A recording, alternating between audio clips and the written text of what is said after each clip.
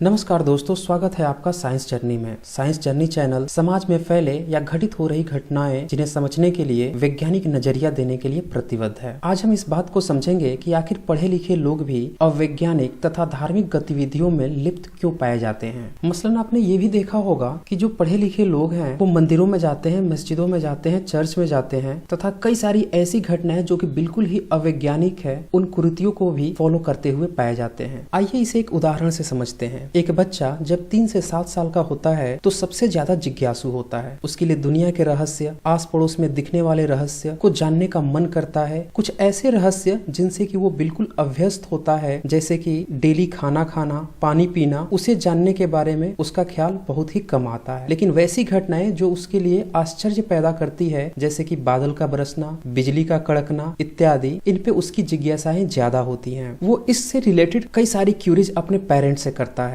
अगर पेरेंट्स तार्किक हुए तो वो इसका अच्छा आंसर दे सकते हैं, पर अगर वो धार्मिक हुए तो उसका धार्मिक कारण बताते हैं जो कि अतार्किक होता है या अवैज्ञानिक होता है, और वहाँ पे उस बच्चे का तर्क खत्म हो जाता है। और जैसे जैसे उसकी उम्र बढ़ती जाती है वो उससे अभ्यस्त होते जाता है और उससे रिलेटेड क्वेश्चंस को वो अवॉइड करने लगता है, उससे रिलेटेड बातें भी नहीं करता और उसे अपने दैनिक जीवन का हिस्सा बना लेता है। समय बीतने के साथ यही धार्मिक प्रैक्टिसें उसके जीवन का एक अमूल्य हिस्सा बन जाती है, जिसमें तर्क का कोई स्थान नहीं होता। बस वो पीढ़ी दर पीढ़ी परंपरागत उसे ढोते रहता है और चाहे वो कितना भी पढ़ा लिखा हो उस पे कोई तर्क नहीं करता। उसकी सारी तर्क जो है उसके बिजनेस में, उससे पढ़ाई से रिलेटेड या अदर जगहों पे होती, धर्म में या परंपरागत प्रैक्टिसेस में कोई तर्क नहीं होता। अगर इस कहानी को ध्यान से देखें तो हम 2 बातें कंक्लूड कर सकते हैं कि वो बच्चा फ्यूचर में किसी अदर की वैल्यूज को या अदर के आर्गुमेंट्स को स्वीकार नहीं करेगा, क्योंकि उसके जो धार्मिक प्रैक्टिसेस हैं वो उसके जीवन का अमूल्य हिस्सा बन चुकी है और वो उसे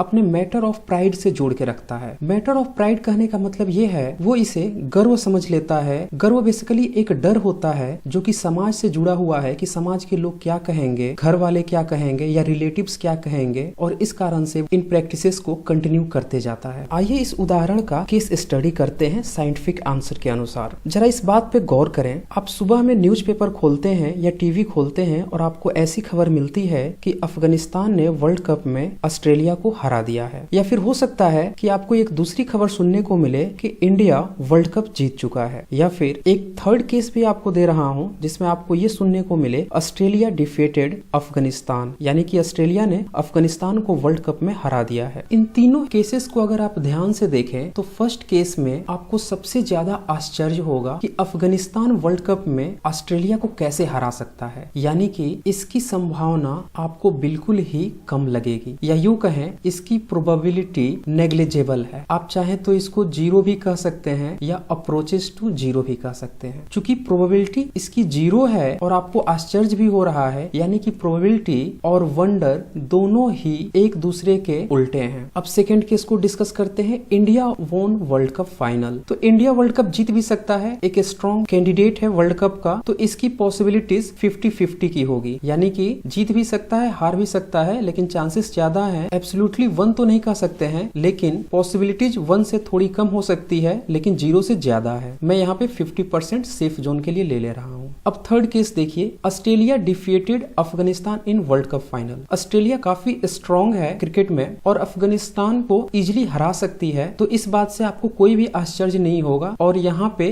चांसेस 100% होंगे, यानी कि प्रोबेबिलिटी लगभग 1 होगी और यहाँ पे आपको कोई भी आश्चर्य नहीं होगा। तो ये तीनों एग्जाम्पल सिर्फ इसलिए थे ताकि आप इस बात को समझ सको कि आपको वंडर कहाँ पे होता है, आप कहाँ पे आश्चर्यचकित होते हो। यहाँ से आप क्लियरली कंक्लूड कर सकते हो कि जिसकी प्रोबेबिलिटी नहीं है यानी कि 0 है, वहीं पे हमें आश्चर्य होता है, और जिसकी प्रोबेबिलिटी 100% है वहां पे हमें आश्चर्य नहीं होता। यही बात लागू होती है दैनिक जीवन में। आप कितना भी साइंस पढ़ लो, आप कितने भी एजुकेटेड हो जाओ, लेकिन आपका ध्यान जो डेली प्रैक्टिसेस में है वहां पे आपको आश्चर्य नहीं होता है, आप उस पे ध्यान नहीं दे पाते हैं, उसे आप जीवन का हिस्सा मान लेते हैं। वहां पे आपका कोई तर्क नहीं होता है और आप उसे पीढ़ी दर पीढ़ी ढोते रहते हैं बिना किसी किसी आर्गुमेंट के। आइए अब एक दूसरे पहलू पे बात करते हैं। जब मानव समुदाय एजुकेटेड होने के बाद भी जो धार्मिक प्रैक्टिसेस हैं, जो कॉमन प्रैक्टिसेस हैं, जो कि अवैज्ञानिक हैं और अतार्किक हैं, उनको अपने मैटर ऑफ प्राइड यानी कि उसे अपने गर्व से, अपने स्वाभिमान से जोड़कर रखता है, वो कितना तथ्यात्मक है। क्यों वो सार्वभौमिक सत्य को स्वीकारने से डरता है? वास्तव में अगर आप ध्यान से देखें तो ये स्वाभिमान सिर्फ उसका वहम है, उसका डर है, और ये डर ये है कि समाज क्या कहेगा, अगल बगल के लोग क्या कहेंगे, इससे मुझे कोई फायदा होगा या नहीं होगा। और यही डर की भावना उसके तर्क को खत्म कर देती है। वो सार्वभौमिक सत्य को स्वीकार करने से डरने लगता है, उन्हें धार्मिक प्रैक्टिसेस में बंद कर रह जाता है और उन्हें डिस्कार्ड नहीं कर पाता। यहाँ पे एक वर्ड आता है यूनिवर्सल ट्रूथ यानी कि सार्वभौमिक सत्य। आइए इस सार्वभौमिक सत्य को भी अच्छे से समझते हैं। 3 तरह के वर्ड्स से आप इस पूरे फिनोमेना को समझ सकते हैं। यूनिवर्सल ट्रूथ यानी कि सार्वभौमिक सत्य, बिलीफ यानी कि विश्वास, और तीसरा है फेथ यानी कि आस्था। यूनिवर्सल ट्रूथ 100% पॉसिबिलिटीज यानी जिसकी की प्रोबेबिलिटी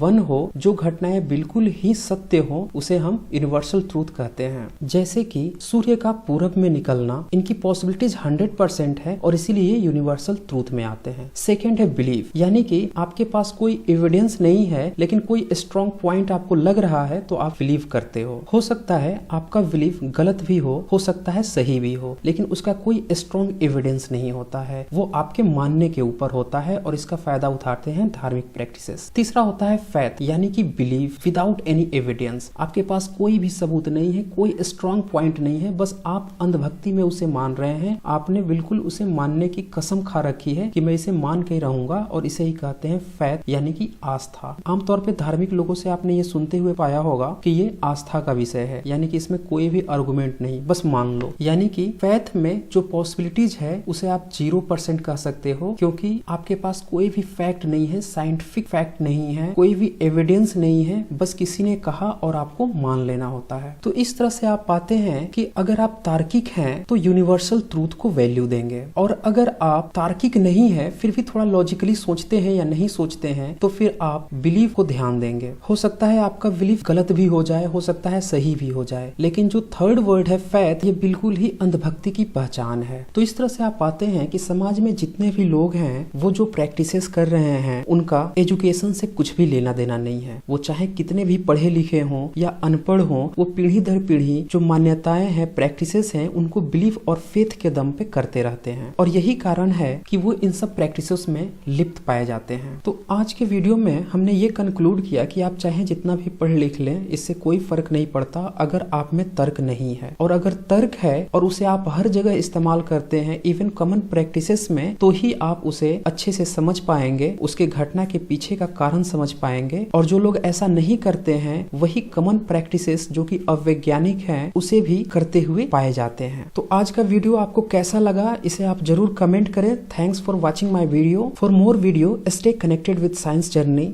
धन्यवाद।